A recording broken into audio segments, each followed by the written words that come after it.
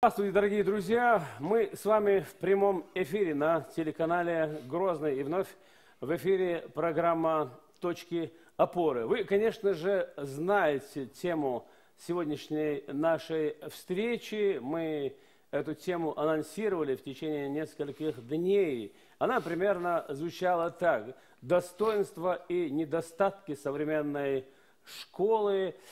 Ну, я думаю, что достатки, они и так заметны. Мы сегодня попытаемся обратить внимание на вопросы проблемного характера. Да, есть такое заблуждение, когда образование и культуру, скажем, сравнивают с промышленностью, со строительством и так далее. Если, имея соответствующие материалы, можно построить здание или вырастить урожай, то с образованием немного сложнее. Оно требует времени. И результаты в сфере образования, равно как и культуры, заметно не сразу. Мы сегодня поговорим о вопросах, которые наболели у родителей, у детей, ну, прежде всего, наверное, у представителей системы образования. Сегодняшняя встреча, собственно, была инициирована нашим Министерством образования и науки Чеченской Республики. Очевидно, учитывая тот факт, что в системе все-таки накопились вопросы, требующие публичного обсуждения. Мы сегодня попытаемся ответить на ваши вопросы, которые вы успели отправить посредством СМС-сообщения на наш электронный адрес. Их поступило, ну, не скажу, что очень много, но какое-то количество СМС-сообщений к нам поступило. И еще докладываю вам, что номера нашего прямого телефона на ваших экранах. Так что у вас, друзья, есть блестящая возможность связаться с нашей студией, задать напрямую вопросы участникам нашей сегодняшней программы. И теперь докладываю вам спикер, то есть человек, который отвечает на основные вопросы, который держит основной удар сегодняшней встречи. Это министр образования и науки Чеченской Республики Анзор Музаев. Приветствую вас.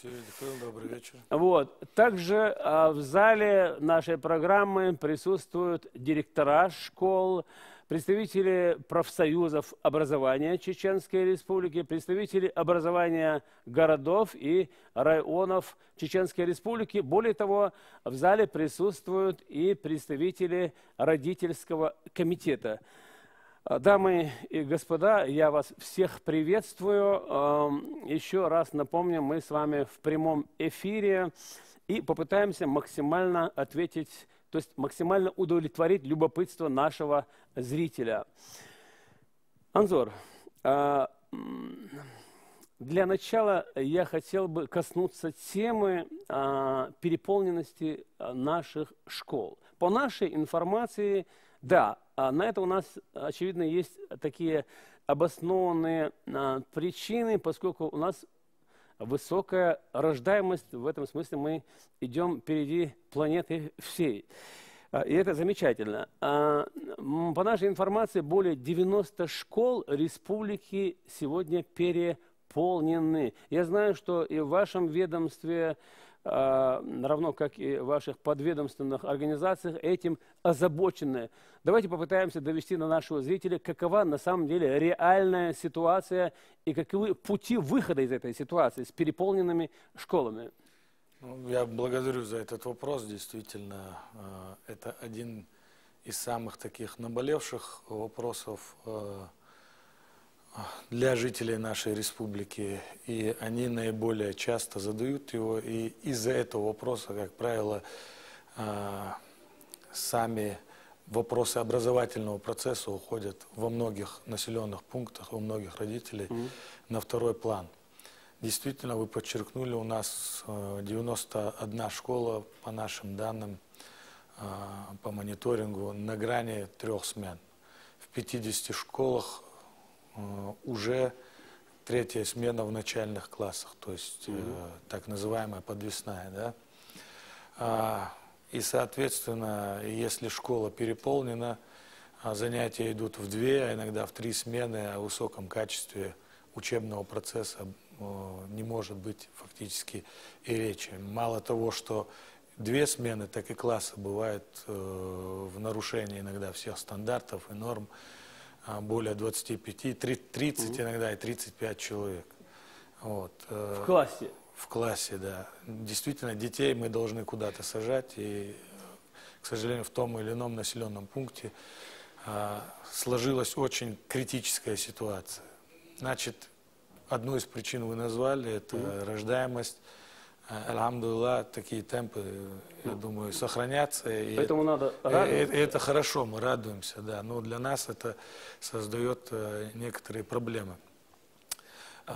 Если буквально 2-3 года назад, благодаря ненавистному многими гражданами не только Республики Российской Федерации единому государственному экзамену, у нас происходил отток из 9 классов, и многие дети, боясь единого экзамена, и родители отправляли своих детей получать дальнейшее образование в профтехучилища, в СУЗы, в техникумы. Сейчас народ освоился, понял, что это не так страшно, и в итоге такого оттока тоже нет. Это у нас был такой запас, буфер, так скажем. И в этом году в итоге мы с учетом новых учащихся первоклашек получили только в этом году на 5000 больше учеников, чем в прошлом. На 5000? Ну, чтобы наше население понимало, это 10 средних школ таких, новых фактически. И проблема не в том, что даже школу построить. Для всех надо подобрать и педколлектив, и директорский корпус. А количество вакантных мест до сих пор у нас очень высокое. Около 500 преподавателей у нас не хватает. Но в преддверии скажу, что в ближайшие 3 года, вот сейчас вот-вот должен быть подписан документ, правительство Российской Федерации выделяет около 5 миллиардов рублей на строительство детских садов, школ и развитие начального профобразования. Вот. Чтобы эти вопросы в течение эфира не повторялись, мы знаем все основные проблемные школы. Они у нас все записаны. Вот просто перечислю, как всегда, ко мне граждане обращаются. Это Куларинская школа, Правобережная школа, Чечен-Аул. В Гудермесском районе тяжелая ситуация в многих селах. Урус-Мартановском, Очхой-Мартановском. То есть это те районы, которые оказались между горной частью республики и равнинной. И во время определенных событий основная часть населения у нас саккумулировалась, собралась в этих районах, и там действительно большой прирост населения и школ, которые есть, не хватает.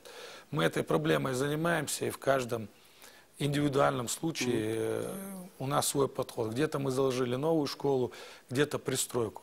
И хотелось бы, чтобы вот формат этой передачи у нас и вопросы в студию были не о строительстве, да, а именно мы для чего хотели, инициировали эту встречу, именно о вопросах внутреннего содержания образования, то есть организацию учебного процесса. Может, мы видим какие-то недочеты в той или иной школе нашей республики. Вот это мы хотели сегодня обсудить. Спасибо, спасибо, Анзор. Мы начали с этого момента. Я думаю, что выделение очередных денежных средств, как вы сказали, наверное, в той или иной мере вопросы со строительством школ снимет.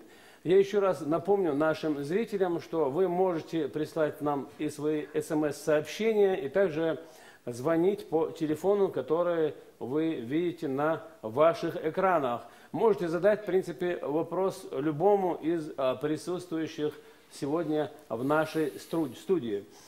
Анзор, давайте поговорим немного о проблемах, вопросах такого внутреннего содержания, касающихся качества нашего школьного образования.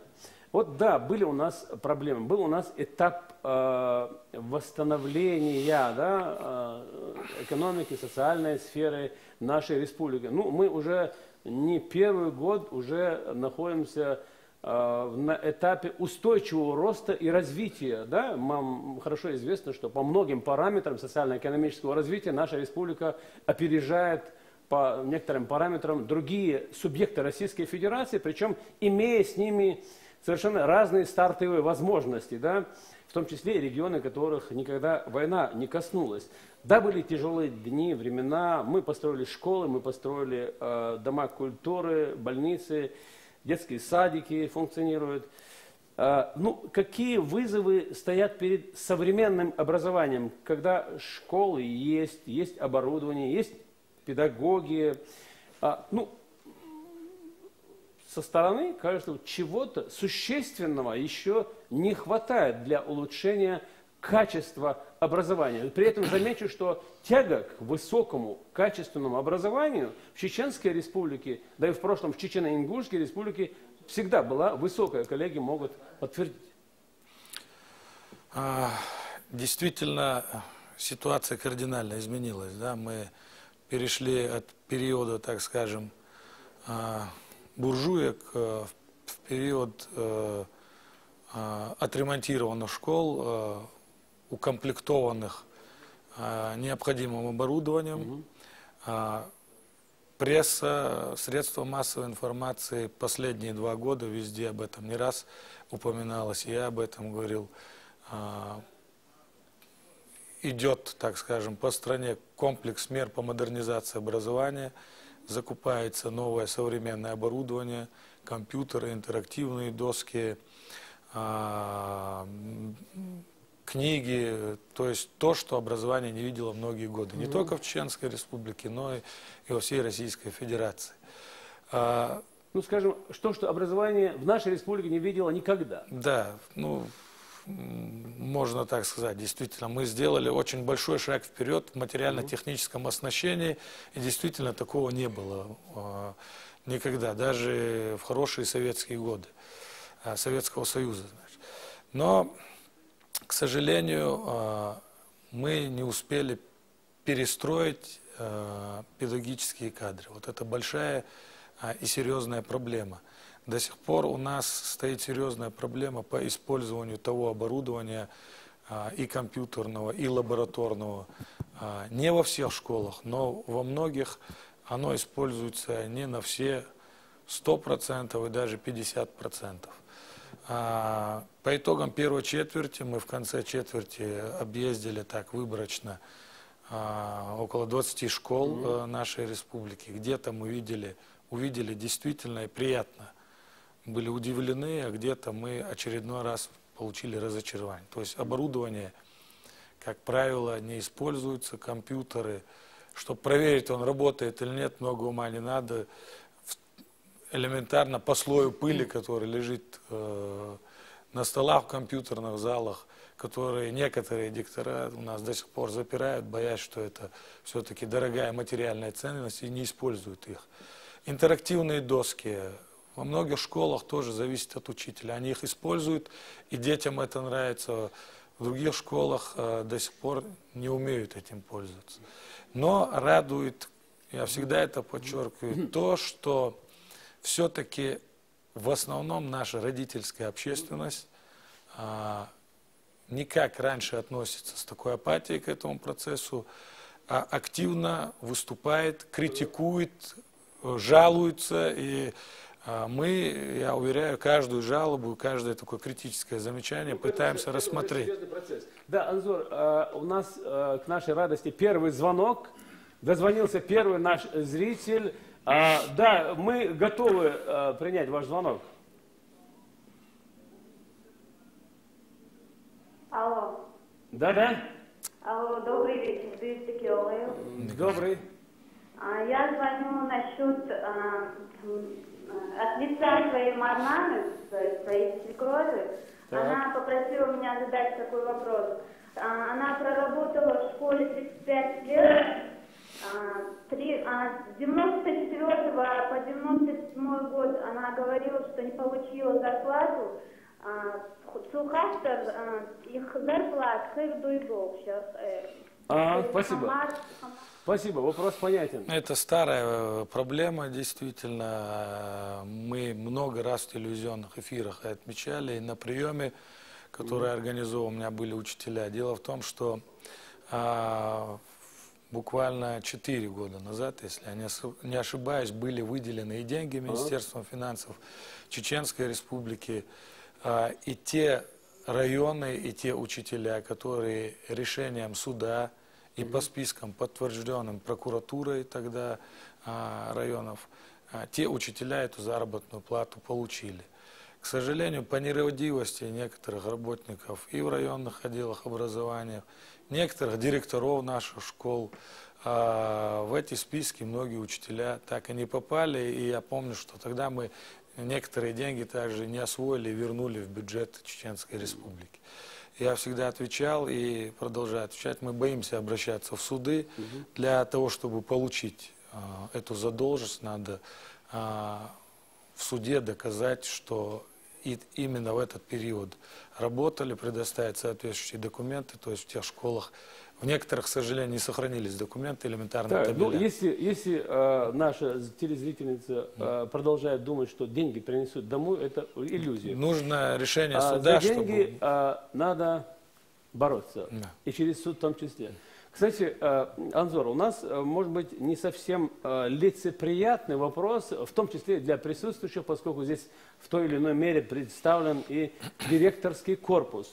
Мы сгруппировали вопросы, которые поступают, ну, мы за руку не ловили, поэтому мы передаем мнение наших зрителей, которое звучит примерно так. Вот что нам делать с недобросовестными директорами школ, которые порой не гнушаются удерживать зарплаты педагогов, записывают в штат своих родственников и имеют влиятельных покровителей. Я думаю, что даже некоторые зашифрованные термины, очевидно, вам понятны. Очень понятно, действительно. Речь идет, как правило, к нашему большому сожалению и разочарованию, мы не на одном совещании это подчеркиваем, о стимулирующих выплатах, то есть это надбавка для лучших учителей той или иной школы. Но во многих школах, как задающий вопрос, совершенно я с ним согласен, применяется подход, так скажем, любимчик и так далее. Но я снова же ставлю в вину, так скажем, бескостность этого педагогического коллектива. Стимулирующую часть распределяет не директор школы, а сам педагогический коллектив. То есть кто из них лучшие учители. Когда это делается открыто, и вы, и я точно знаем, когда открыто, не кулуарно, все обсуждают это, незаслуженно никому эту надбавку не определяет. Мы пытались и делать и проверки, иногда выезжали, хотя и не надо, по анонимным письмам, но, как правило, приезжая в школу, весь педколлектив в этом случае начинает молчать, набрав в рот воды. Вот. Мы пришли к новому нововведению, сейчас хочу для всех жителей тоже попросить их, большая просьба. На нашем сайте Министерства образования и науки Чеченской Республики мы открыли страничку рейтинг наших школ, где каждый житель, ученик или родитель может зайти, доступна для любого пользователя, найти свою школу в этом списке, проголосовать, хорошая школа или нет, довольны ли они образованием. И мало того, оставить свой отзыв. По некоторым отзывам, конечно, некоторые директора вовремя узнали, начали сами себе дифирамбы писать, но эти такие смс-ки в стихах мы легко распознаем. Есть уже критические замечания, и по этим критическим замечаниям мы действительно начинаем работать. Я хочу сказать, что действительно помощь, и вот для чего сегодня передача, помощь общественности, помощь родителей, помощь учеников для нас сейчас играет самое главное значение в оценке деятельности того или иного директора. Потому что наш заказчик, наш работодатель – это ученик и его родители. Они являются налогоплательщиками, и мы работаем за их счет на самом деле. Поэтому мы И раньше прислушивались, и сейчас делаем акцент на мнение именно родителей и учеников. Спасибо, Анзор. Мы не можем не задать и другой вопрос, такой родственный предыдущему. Вот давайте коснемся такой проблемы, имеющей давнишнюю историю, не только в нашей республике, но в стране в целом. Когда администрация школы, той или иной школы, заставляет родителей делать те или иные денежные взносы на охрану, в том числе, на мебель, на подарки, там, ну, на парты, шторы. А почему родительские комитеты сами не могут осуществить подобные сборы, если у них есть такое желание, и решить эти вопросы, социальные вопросы между собой, без формы принуждения со стороны администрации? Очень хороший вопрос, который является тоже проблемным, так скажем, еще советской школы. В принципе, все, что нужно для школы, государство, тот минимум, который закладывается и стандартами, и законом об образовании, мы предоставляем. Но в некоторых школах, не во всех, часто директора начинают проявлять сами инициативу по всем перечисленным направлениям, сами являются, так скажем, инициаторами и сами собирают эти деньги. И, как правило, никто Вы хотели сказать бывшие директора, да? Да, и они и сейчас есть, в принципе. Значит, собирают, и отчета как такого, куда они потратили, то есть этой прозрачности нету. А если родительский комитет, мы всегда об этом говорим, сам решил что-то сделать для школы, какая-то спонсорская поддержка, да, или вот они считают, что в их школе должна быть охрана, а на данный момент для 400 с лишним у нас школ организовать охрану — это миллионы денег. У нас как бы это не самая острая проблема, поэтому мы пока на это денег и не выделяем. Вот. И в некоторых школах, часто это в таких районных центрах, в городах, так скажем, эта охрана организовывается. Если это организовывается по инициативе самих родителей, они сами это собирают и друг другу показывают эти отчеты, мы, как бы сказать, и не сильно это приветствуем, но и не выражаем по этому поводу сожаления. То есть нам, и мне, например, даже нравится, что родители проявляют такую озабоченность, то есть как инвестор, если он что-то вложил, то он обязательно заинтересован в развитии, значит, того или иного бизнеса, то есть то же самое.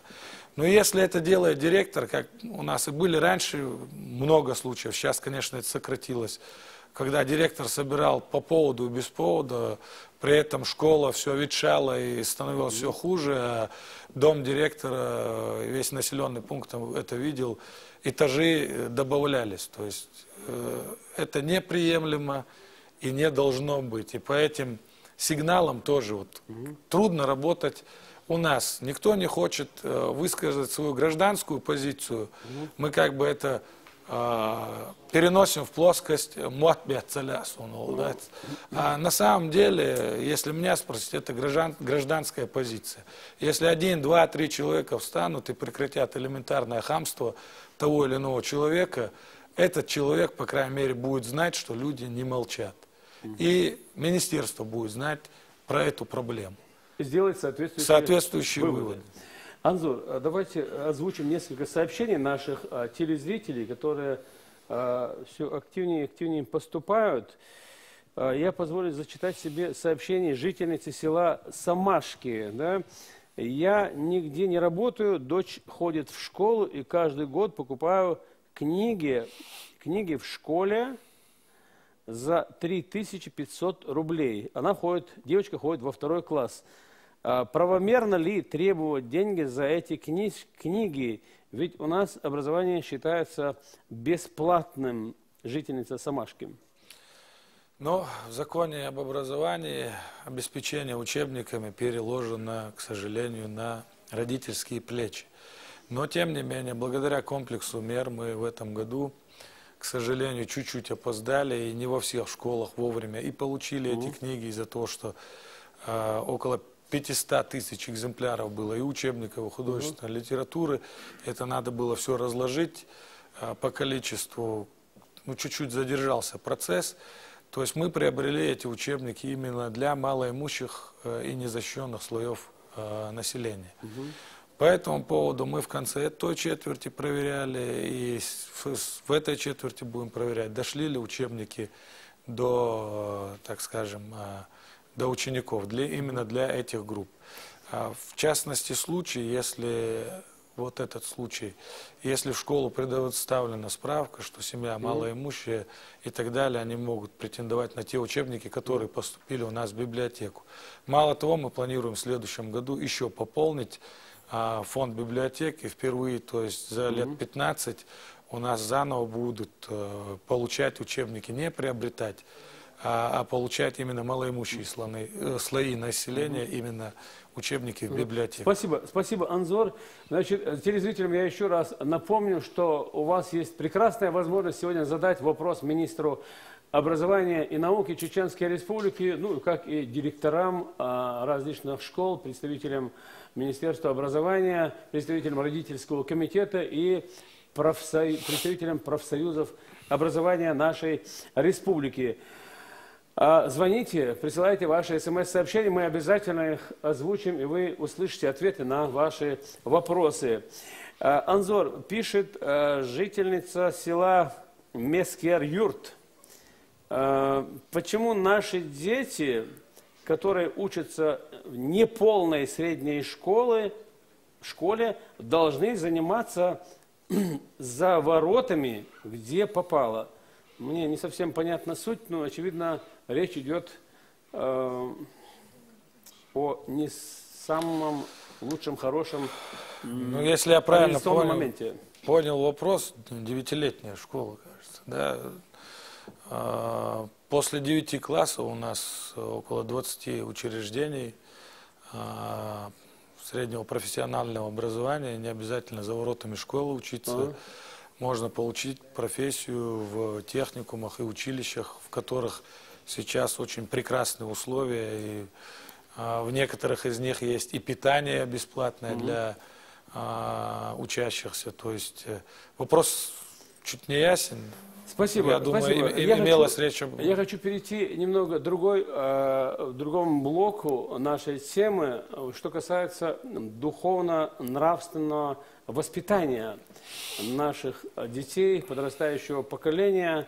И не случайно, ведь глава нашей республики во главу угла ставит именно вопрос духовно-нравственного воспитания. Анзор, как вы считаете, что первичнее в процессе формирования личности, семья или школа? И в чем вам видится роль общества, школы в воспитании ребенка, личности? Ну, я бы не отдавал пальмы первенства ни семье, ни школе, то есть как бы разделил это поровну, так скажем. Но тем не менее весы в сторону семьи, то есть если не заложена база, если ребенок до детского сада, не ходил в детский сад и пришел в первый класс, и если он в течение 6 лет родителями испорчен, так скажем, в школе потом в течение 11 лет исправить эту ситуацию очень тяжело. Очень выдающийся, один из выдающихся педагогов, сейчас боюсь ошибиться, но когда к нему подошли с 2-месячным ребенком, мы спросили, когда мне начинать воспитывать, и он ответил, вы уже опоздали. То есть, поэтому, если в школу пришел такой ребенок с хорошим стержнем, воспитанный, зная, как вести себя и в обществе, и со старшими, то есть это большое облегчение для педагогов. Если ребенок пришел разбалованный, и на любое замечание учителя, вернувшись домой, он находит не то же замечание, а поддержку, это создает только проблемы. А каким приходит наш ребенок в школу? Преимущественно. Ну, знаете, дети понемногу меняются, это очень хорошо. Во-первых, у нас увеличилось количество, большое доля детских садов. То есть динамика положительная? Положительная динамика, конечно, нам катастрофически их не хватает, но тем не менее 40 детских садов прыгнуть сразу на 170 за 3 года. Это серьезный успех. Показатель. И учителя начальных классов, они как один заявляют, что разница между детьми, прошедших дошкольное образование, и разница между детьми, которые не посещали детский сад, конечно, огромна. И я думаю, в дальнейшем этот процесс будет, количество детских садов увеличиваться. Мы знаем, кто курирует детские сады.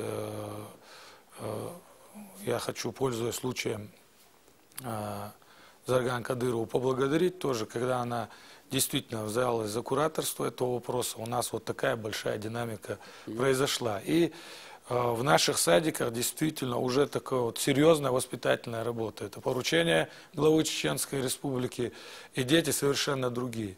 Мало того, у нас много открыто отстроено мечетей, про них есть и медресе, так называемые. И в этих школах часто тоже дети 6 лет, 5 лет начинают посещать. Тоже такая серьезная динамика.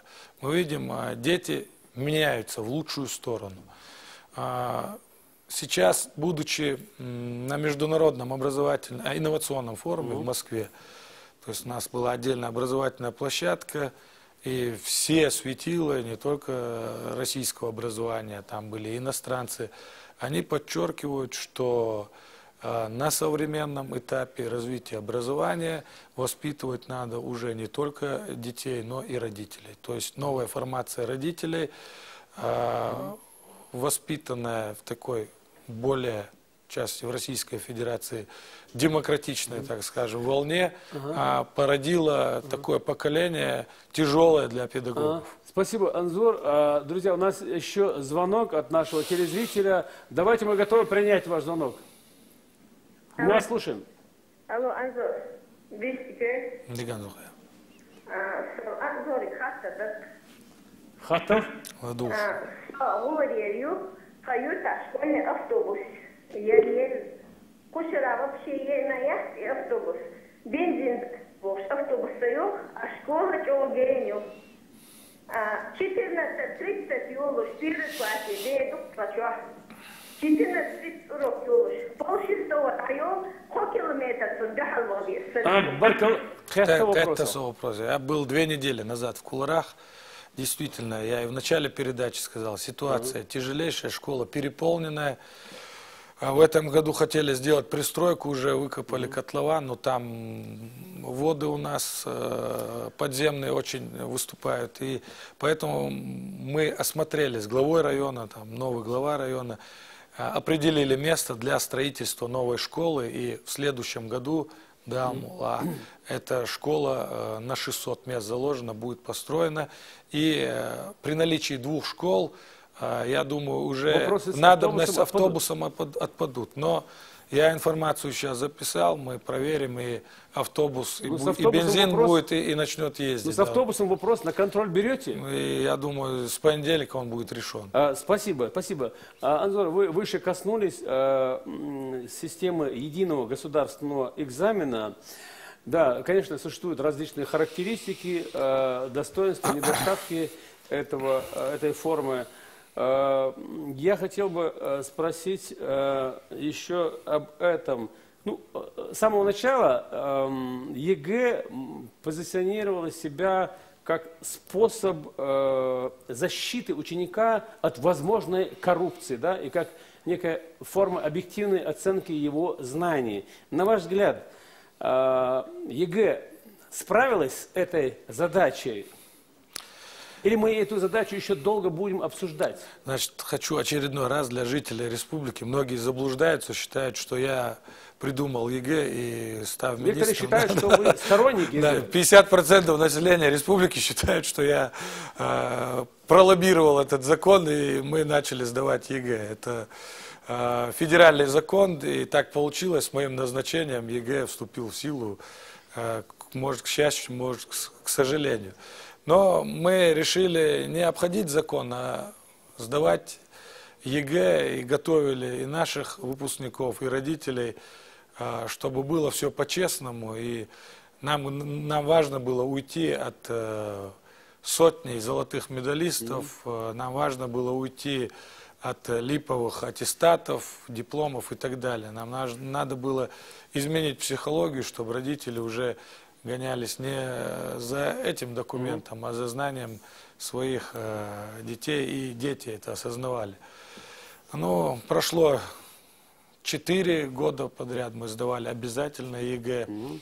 Ну, скажу, что если мое личное мнение, то по всей Российской Федерации в большинстве случаев российское общество не было подготовлено к этому.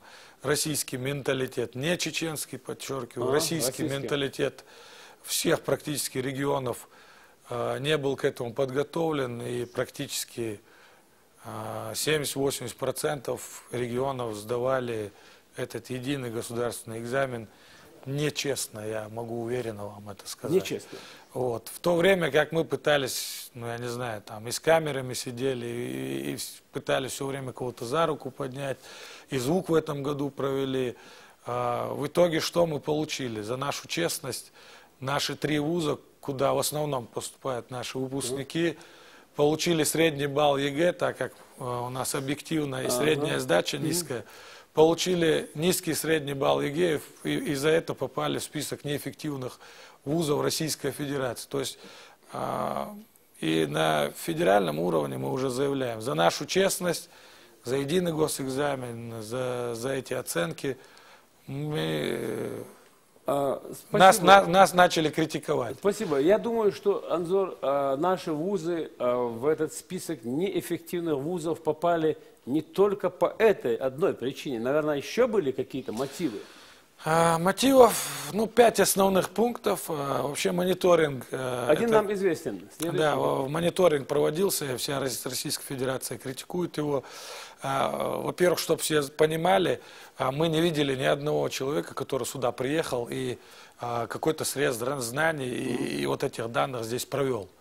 То есть были спущены письма, в которых было сказано, сколько квадратных метров на студента, какой средний балл по ЕГЭ, сколько иностранных студентов обучается в наших 3 вузах.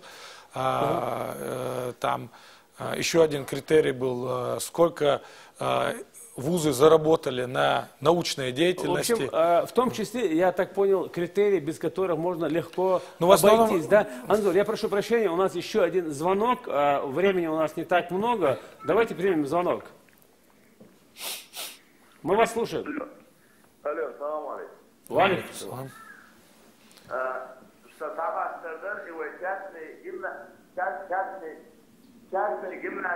Алло.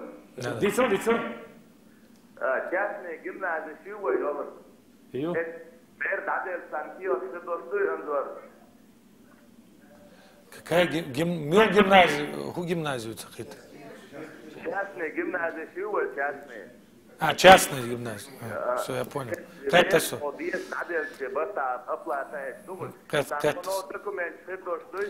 Значит, частное образование прописано законом Российской Федерации. Большая просьба родителя проверить, имеется ли лицензия у этой школы частной на образовательную деятельность. Эту лицензию и аккредитацию выдаем мы. Если эти документы есть, родитель может не переживать, и ребенок может там обучаться. Для такой вот мы не видим конкуренции в этом процессе. Мы, как и остальные школы, периодически проводим проверку этих учебных заведений. Для примера скажу, что в развитых западных странах доля частных школ это 50 на 50 государств. Спасибо, Анзор. Да, у нас еще один звонок, такое завидная активность наших зрителей ближе к концу программы. Да, мы готовы вас выслушать. Алло, здравствуйте. Я хотела бы задать вопрос. Учительница имеет право оскорблять ученика за малейшую ошибку? Вопрос понятен. Но у учителя должно быть в своем арсенале много других методов, чтобы мотивировать вас на то, чтобы вы не делали ошибки и учились хорошо. То есть доброе слово иногда лучше влияет, чем, так скажем, серьезное, строгое замечание. К сожалению, в наших школах частые случаи, мы все время разбираемся, вплоть до того, что случаи рукоприкладства со стороны учителей. Каждый частный случай мы разбираем и советуем учителям быть более сдержанным. Но в свою очередь ученик тоже должен понимать. Я вот был учеником когда-то, вот сейчас для молодого человека говорю, некоторые поступки, которые я совершил в школе, мне за них стыдно, например. Анзор, спасибо. У нас еще звонок. Очевидно, мы последний уже сейчас успеем принять звонок. Мы вас слушаем. Алло. Да?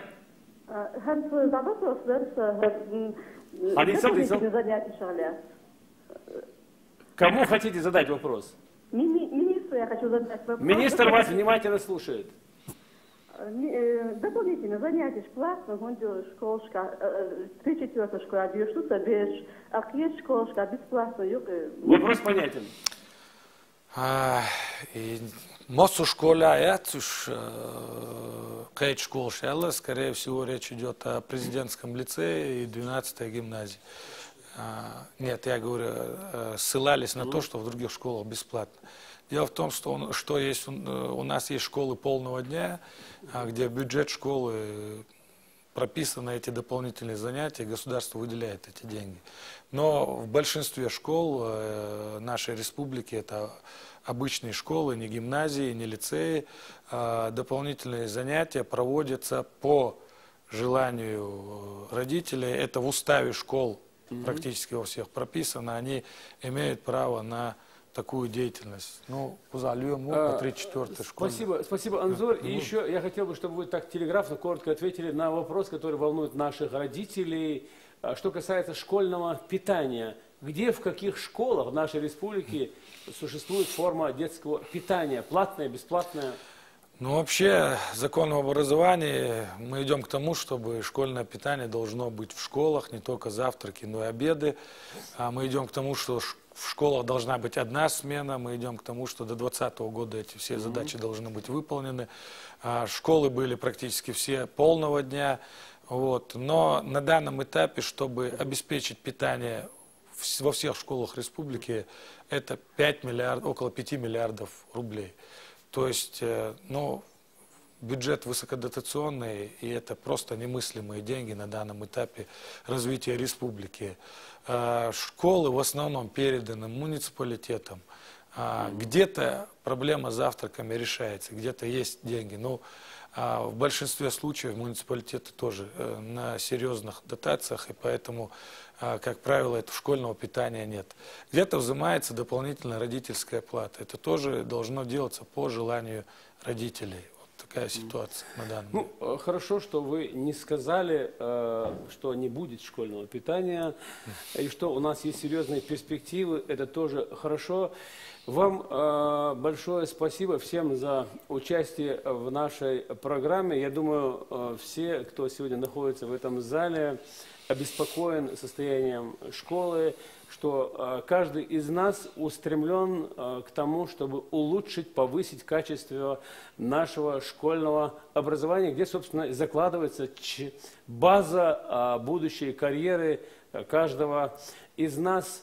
Еще раз вам огромное спасибо. А нашим зрителям напомню, мы сегодня работали в прямом эфире, говорили об образовании, о достоинствах и недостатках современной школы. И вы слушали те обязательства, те перспективные, долгосрочные, краткосрочные планы Министерства образования и науки Чеченской Республики. Ну, пройдет время, месяц, два, год, мы, конечно же, вернемся к этому вопросу, непременно спросим у Анзора Музаева о том, что из этого сделано. И очень хочется верить, что наша школа будет лучшей. У нас на это есть все возможности. Главное – желание и старания. Еще раз мы должны вспомнить, что человека формирует не только школа, не только среда, но и мы с вами, уважаемые родители. Это забота каждого из нас. Время нашего эфира подходит к концу. Мы с вами прощаемся. Всего вам доброго. До встречи.